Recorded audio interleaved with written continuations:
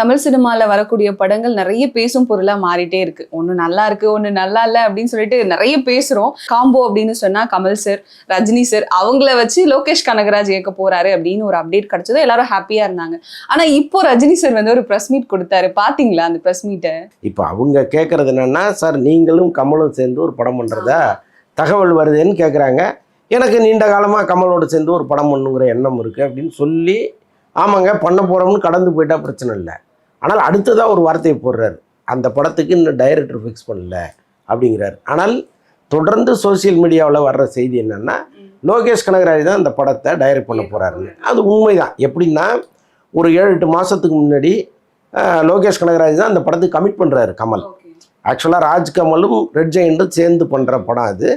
ராஜ்கமல் சார்பாக லோகேஷை வர வச்சு பேசி, ஏன்னா ஏற்கனவே விக்ரம்னு ஒரு மிகப்பெரிய வெற்றி படத்தை கொடுத்தவர் அவர். கமலுக்கு அவர் மேலே ஒரு பெரிய மரியாதை இருக்குது.